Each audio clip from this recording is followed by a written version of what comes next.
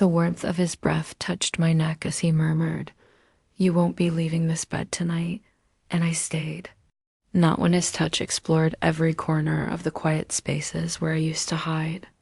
Not when the storm outside quieted and all that. Remained was how he spoke my name as if it were the only word with any meaning. He never asked. But I surrendered everything because that evening I had no desire to refuse.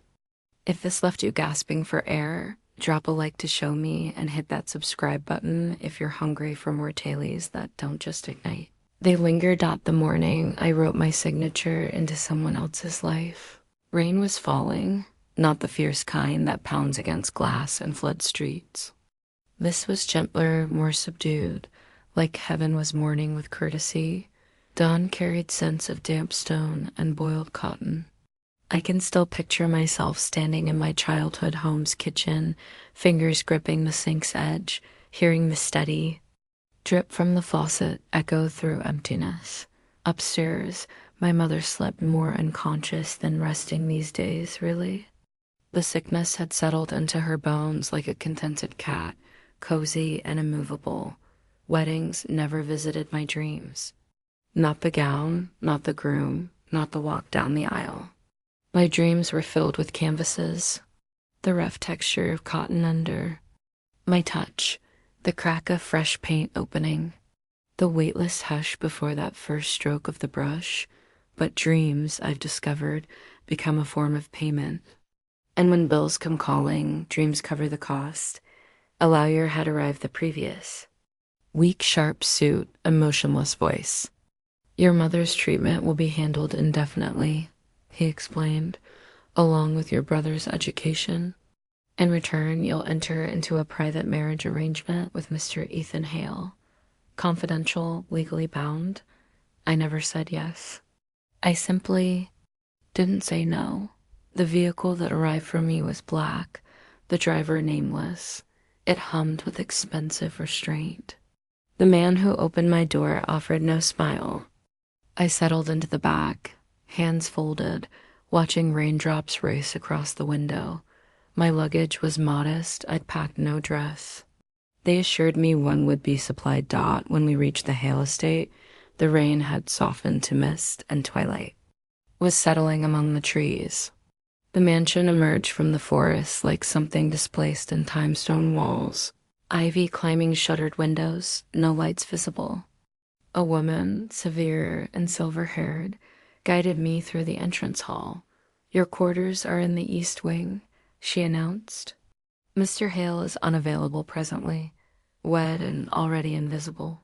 The bedroom was two silent furniture that appeared untouched. Curtains halfway drawn to reveal the silver blur of woods beyond. On the nightstand, beside a lit candle and water glass, lay something that didn't belong. A folded handkerchief, white with silver embroidery around the edges. Simple, almost forgettable, except for the initials in the corner. My initials, I didn't reach for it immediately. Instead, I perched on the bed's edge and stared at it as if it might explain itself. My complete name, Iris Monroe, existed on no public records beyond my local community college. I had no social media presence. I hadn't applied for anything since leaving school to care for my mother, so how did he know? I finally touched it. The fabric was soft, worn in a way that suggested handling, not storage. It didn't smell of detergent or fragrance, just faintly of cedar and something cooler. Like stone, a knock interrupted my thoughts. The housekeeper again. "Dinner is served in the sunroom if you're hungry," she said, then paused. "He won't be joining," I nodded. I hadn't expected him to. The sunroom held no sun after all, but the walls were glass, and the garden beyond resembled something from a forgotten novel. Moss-covered paths, a bench beneath a lifeless wisteria arch. Everything elegant and utterly without life. I dined alone, ate sparingly. The soup was too hot, the bread too soft. When I returned to my room, the handkerchief had vanished. Not misplaced taken. My skin prickled with something that wasn't quite fear, but wasn't comfort either. I slept restlessly. Sometime during the night, I woke to the distant sound of piano knot. Music, just notes. Slow, uneven, like someone testing whether sound still lived in the keys. I followed it down the hallway, barefoot, fingers trailing the cold wood paneling. The sound came from behind a door left slightly ajar and not fully closed. Not quite open. Through the gap, I saw a man's back, Ethan Hale. He sat at a grand piano in what appeared to be a library or study dark shelves. Leather chairs, no light except the flicker of a low fire. He didn't play, just rested his hands on the keys. Remained still. After a moment, he spoke without turning. "That handkerchief belonged to your mother." The words fell like stones, quiet but irreversible. I stepped back. "You knew her." He turned slowly, eyes catching the firelight just enough to turn them gold at the edges. "Not in the way you think." He stood, and the room seemed to still around him. He didn't approach, didn't demand anything from me, just looked. "I promised her something once," he said, "and I keep my promises." I waited for explanation, for warmth, for anything. But he only said one more thing before I left the doorway and returned to the room that was now mine. "You don't have to trust me, but don't lie to yourself and say you're not curious." He was right. I was curious, and fear and curiosity, I've learned, often share the same address. I returned to my bed, to the candle now guttering low, and the night around me breathing soft against the glass. I didn't know this man. I didn't know what he owed my mother. I didn't know why I was truly here. But I knew the piano continued playing long after I closed my eyes, and I knew the room I had entered was no longer empty. The following morning arrived like a thought I didn't want to complete. It remained gray, the kind of colorless sky that makes you feel like the world has been paused, but no one informed you. I dressed slowly, uncertain whether I was supposed to remain in my room, wander freely, or simply vanish. The house offered no hints. It didn't creak, didn't sigh, just stood there, timeless and watchful. In the corridor, light filtered through tall windows dusted with rain. The hallway stretched long, and symmetrical portraits on the walls, all nameless. Their eyes followed. In silence, as if waiting for me to prove something, I turned a corner and came to a door I hadn't noticed before. Not because it had been hidden, but because it refused to be seen. Matte black wood, no brass handle, the kind of door you only notice when you're not supposed to. The air around it was colder, though there were no drafts. I stepped closer. Something in me recoiled. It wasn't fear exactly. It was memory of closed things, buried things, the kind of silence that holds a shape. I didn't touch it. I just stood there listening. There was nothing, no sound, no breath, no life, just stillness. And then, very faintly, as if from the back of my own mind, I thought I heard someone say my name. Not aloud, but as if the room had once spoken it. And it still echoed. At breakfast, the housekeeper, Marian, served tea without meeting my eye. "Mr. Hale is in town today. You won't be disturbed." "Do I disturb him?" I asked almost without meaning to. She blinked as if that question didn't belong. "In the room. You are here," she said simply. "That's disturbance enough." Then she left, leaving a china cup trembling slightly in its saucer. The house was quiet, but not empty. I could feel it breathing. Every room seemed half-filled with something unfinished. A book left open on a windowsill, a chair angled slightly. As if someone had just vacated it. In the West Library, I found a blank canvas leaning against the wall. No brushes, no paints, just the promise of something that hadn't begun. It unnerved me. I walked, and without meaning to, I found myself back in front of the black door. This time, the silence behind it had weight. It pressed against me, almost. Curious, I reached out. The door was cold, not locked, but I didn't open it. I turned away before I could change my mind. That evening, after a mostly silent dinner and several hours reading a book I couldn't remember a word of, I sat at the window in my bedroom. The garden outside had begun to fade into shadow paths, swallowed by fog. That was when I saw him dot Ethan, not in the hallway, not in the study, but in the garden, standing motionless, facing the empty wisteria arch. He wasn't doing anything, just existing there the same way a statue might be placed somewhere, not for beauty, but for remembrance. The candle on my windowsill flickered, and I stepped back. By the time I looked again, he was gone. I couldn't sleep. The house had too many thoughts, and I could feel them crowding around mine. I threw on a robe and wandered barefoot through the hall, and again I found myself at the black door. But this time it was open, not wide, just a sliver, enough to see light, not from a lamp, but from candle wax running down an old iron wall sconce, and something else, a frame on the floor, canvas half finished, a figure feminine. Face turned away. My breath caught because even though the painting was blurry, rough, and unfinished, the shape of the body, the way the neck curved, it was me.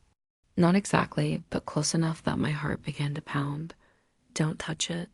His voice came from the shadows, like the end of a string you didn't know you'd been pulling.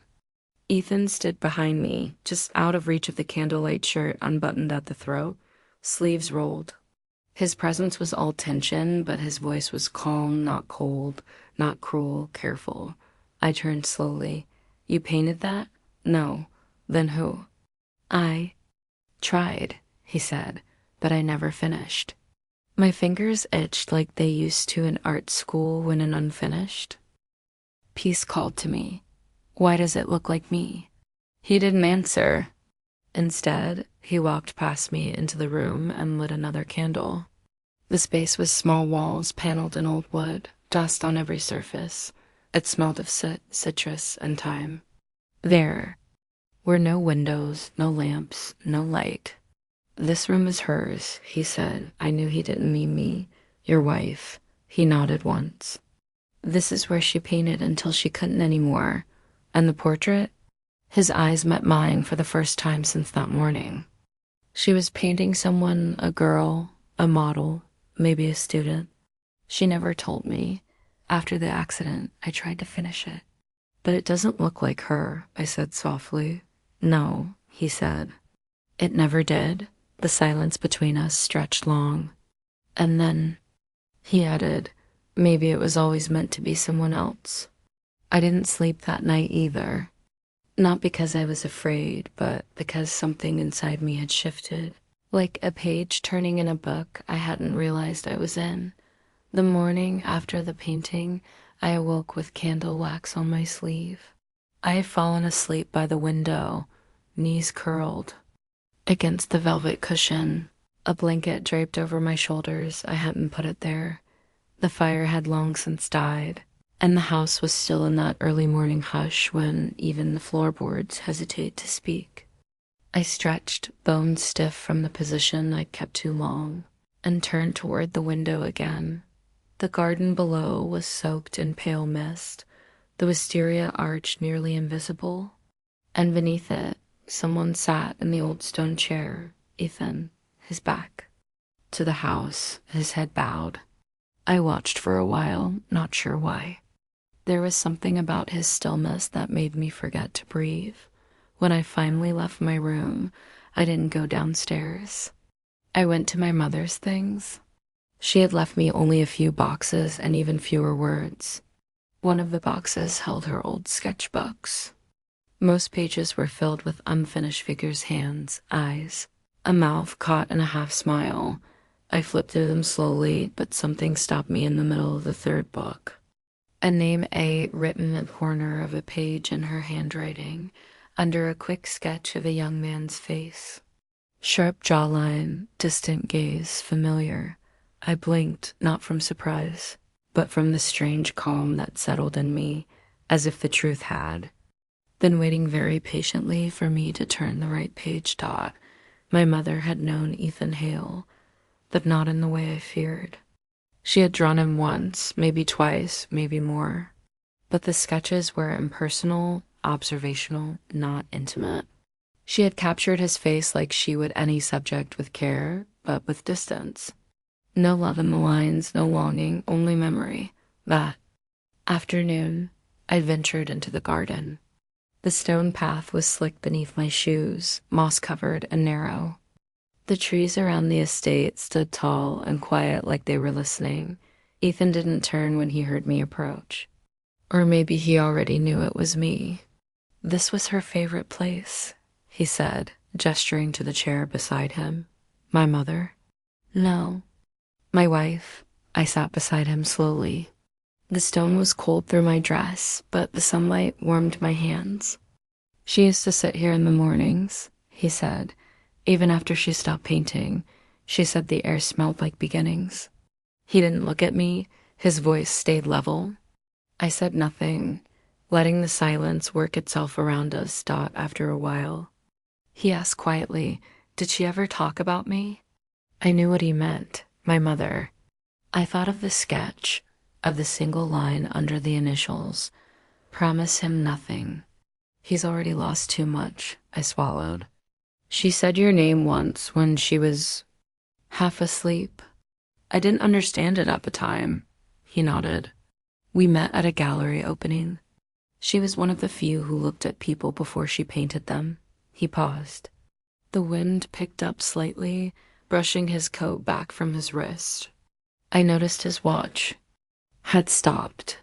She saw things that weren't obvious and didn't say much, which I liked. He gave a short, dry laugh. We were never close. She did a portrait for my father. I only saw her a handful of times, but I remembered her. And when I heard what happened, what your family was going through, you offered me, I said, a marriage. Contract. No. He turned then, eyes not cold this time, only tired. I offered protection. Marriage was the only thing your father would accept. We sat in silence. A bird flitted past. Somewhere a wind chime rang once and fell still again. I don't hate you for it, I said quietly. That surprised him. I saw it in the shift of his shoulders. I thought I would, I added. But I don't. Why not? I met his eyes. Because I've lived my whole life and borrowed things. This house is just another. We didn't speak after that. He stood and left before the light faded, and I stayed on the stone chair long after he was gone. I traced the cracks in the seat with my fingertips, as though the years embedded there might speak, and I remembered something my mother once whispered to me when I was 10, curled up on the floor by her easel. There are people who won't love. You loudly, Iris, but they'll stay anyway. Learn to see that. That night, I found the handkerchief again, folded on the foot of my bed, exactly as it had been before. I picked it up and held it for a long time, not because it explained anything, but because it didn't need to. The room hadn't changed. The candles had burned out. The air was still heavy with the scent of ash and something else, orange peel, left too long in the sun. The portrait was exactly where it had been, slouched against the far wall, unfinished as ever, but something had shifted. Maybe it was me. Maybe it was how I stood straighter as I crossed the threshold. Maybe it was how I didn't flinch when the floor creaked beneath my step. Or maybe it was the way I reached for the cloth that covered the small workbench by the window and pulled it back without asking permission. Underneath, a palette stiff with dried oil paint, a brush snapped in half at the base, a glass jar with water turned cloudy, like a storm bottled and forgotten. No one had touched these things in years, but they'd waited. Like the house, like him, like me, I sat on the stool. My fingers hovered over the palette before curling into my palm. I wasn't sure what I was doing. I wasn't even sure why I was here. Then I heard his footsteps, quiet, unhurried. He didn't knock, didn't ask, just entered. Ethan stood in the doorway like he had the night of our wedding, still as stone, eyes shadowed, jaw sharp. But there was something softer now, something that bent at the edges. He didn't speak right away. Finally, that room belongs to you now, if you want it. I didn't turn around. Why? I asked, my voice barely carrying. Because I remind you of her? No, he said simply, because you don't. That made me pause. He stepped farther in. The room did not reject him, but it didn't quite welcome him either. It held him at the edge, like a memory deciding whether it was ready to return. I tried to erase her here, he admitted, for years. Then I tried to recreate her. Neither worked. He came to stand beside me. His gaze didn't fall on me, but on the unfinished painting. I should have painted grief, he said. Instead, I painted ghost. We sat in that silence, the kind that says everything has been said, and now what matters is what's done. After a while, he reached behind the easel and brought forward something. I hadn't seen a small wooden box. Inside, fresh brushes, untouched, tubes of oil paint still sealed. I had them delivered the day after you arrived, he said. I didn't know if you'd stay.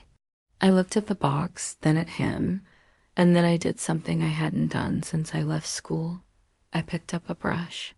I tested its weight in my hand, ran the bristles against my palm. Something flickered in my chest, not joy, not yet, but familiarity. I don't paint anymore, I said. He didn't argue, just replied almost absently. Then this is a good place to start over. That night, I didn't return to my bedroom. I stayed in the studio with a blanket, a single candle, and the easel turned away from the door. I began with shadows, with tone. I didn't try to recreate the figure he or his wife had left behind. I let her fade. I let my hands move on their own dot. My breath matched the strokes long, careful, unsure. It wasn't good, but it was mine. I didn't notice him return until the brush slipped from my fingers and he caught it before it hit the floor. He didn't hand it back, just sat in the chair near the far wall, hands folded, elbows resting on knees. I lost her on a Wednesday, he said quietly. It was raining this exact sound. We both listened to the rain tapping against the distant windows. She'd gone out for turpentine, the good kind. The shop was 20 minutes away. She shouldn't have driven, but she liked storms. Said they made everything else feel honest. He looked up. There was no gloss in his eyes, no theatrics, just the weight of something too long carried. I told her I didn't want children the night before she cried in this room. I didn't follow her. My chest tightened. I never got to apologize, he said. I'm not her, I whispered. He nodded. I know. That's the only reason I let you in. He stood then, walked to the door. Before leaving, he paused and said, You can paint grief too, Iris, but make sure it's yours, not mine, not hers. Later that night, I added color for the first time, not much. Just a streak of burnt sienna at the corner of the canvas, like the edge of something warm daring to return. I wiped my fingers on the handkerchief that had reappeared on the workbench. It didn't matter how it got there. It mattered that it was. When I finally left the room, the hallway was dark. The house was asleep. The silence felt different now, less like absence, more like understanding. I passed his room on the way back. The door was open a crack. Inside, the fire had burned low. Ethan sat at the foot of the bed, his head in his hands. I didn't enter, but I paused, and for a moment I was the ghost at the door. It rained for 3 days, not the soft kind, but the relentless, insistent kind, steady as breath, loud as thought. The house darkened. The garden disappeared beneath a veil of water. The world, it seemed, folded in on itself. I stayed in the studio. The painting had changed. I couldn't say how exactly, only that something softer had crept into it. The posture, the light, the suggestion of movement. It wasn't grief anymore, not entirely. It was becoming a question, one I still didn't know how to ask that he didn't come to the studio that day, but I felt him move through the house. I could hear the weight of his footsteps on the other side of the walls, the creak of old floorboards beneath his decisions. The space between us had shrunk invisibly until I could feel it like weather dot by evening. I was too restless to keep painting. I walked past the West Library where the fire had long gone out, past the long mirror in the hall where I barely recognized my reflection, hair pulled back, face streaked with charcoal, eyes wide and strange, and then past his door. It was open. And for the first time, I entered. His room was not what I expected. There was no coldness, no edge. It was quiet, yes. Bare, yes. But it was lived in. A low bed with navy sheets, a lamp turned low, books stacked unevenly on the nightstand, a chair facing the window back cushion worn, a coat draped across its arm. Ethan stood by the far wall, shirt sleeves rolled, head tilted toward a framed photo I couldn't see. He didn't turn when I stepped in. "You're not supposed to be in here," he said. "I know." Still, he didn't ask me to leave. I crossed the room slowly, rain murmuring on the windows. He looked at me then, and everything shifted. There are silences that invite and silences that beg. This one did both. I stopped an arm's length away. The air between us pulsed with the sound of rain, the low hum of something unspoken gathering weight. "Do you ever regret it?" I asked. He didn't pretend not to understand. Every version of it. We stood in that grief shoulder to shoulder, and then he reached for my hand, not quickly, not like he needed to possess, but like he needed to know if he still could feel. Our fingers touched. His were warm, calloused. A scar ran along the base of his thumb. I traced it before I knew what I was doing. He let me. He took a step forward. I didn't move back. His hand brushed my jaw slow, deliberate. He didn't lean in to kiss me, not yet. He just looked at my mouth, my eyes, the place between my eyebrows where my worry lived. Then quietly, like a promise he didn't expect to be returned, "You're the first person who's ever come into this room without asking for something." I swallowed. "I didn't come for you," I said. "I came because I couldn't not." Something in him cracked open, not all the way, just enough. His hand slid to the back of my neck, and this time he didn't wait. The kiss was not gentle, but it wasn't force. It was friction, the kind born of silence too long endured. My body rose into his like it had been waiting. His hands didn't roam. They pressed like he was mapping something familiar he'd never touched. When he pulled back, I didn't speak. Neither did he. He guided me back step by step toward the bed. His eyes never left mine. And I didn't flinch when he lifted my shirt, not to tear, not to conquer, but to uncover. And when his mouth found my collarbone, he paused. "Tell me to stop," he whispered. I didn't. I couldn't. We didn't speak as our bodies learned each other. There was no music, no urgency, no practice rhythm, only slow revelation.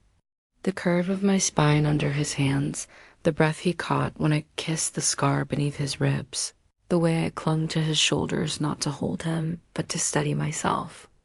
The moment he entered me was not perfect. There was pain, but there was awareness. I knew his weight. He knew my hesitations. And neither of us turned away. Afterward, we lay in the quiet, breath tangled in the low light. I rested my head on his chest, listening to the steady thrum beneath skin. His hand moved through my hair once, then again. "Why me?" I asked finally. His chest rose, fell. A pause. "Because when you walk into a room," he said, "you don't fill it. You leave space for other people to still exist." I didn't cry. I wanted to, but instead I just let my eyes close. And for the first time since I arrived at Hale House, I slept through the night, not because I was safe, but because I wasn't alone. I found Asher in the rain on the edge of the property, near the Broken fence by the orchard, hood up, shoulders hunched like someone bracing for impact. He wasn't supposed to be here. He hadn't answered his phone in 2 days. The school had called. I thought he'd run back to the city, back to the friends who were anger like armor. But instead, he ran home to the place he thought he'd never have to return to. I didn't call his name. I just stood there and waited.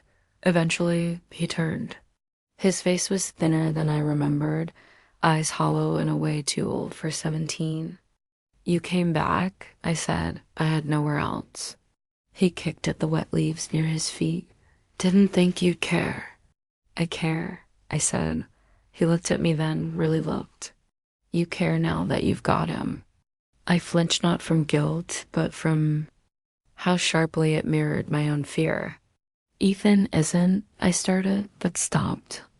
"What? He isn't mine? He isn't the reason I stayed." I didn't know what he was. "Mom would have hated this," Asher said, shaking his head. "She wanted you to be free, not bought." "She wasn't bought," a voice said behind me. We both turned. Ethan stood beneath the canopy of a maple tree, hands in his coat pockets, soaked to the elbows.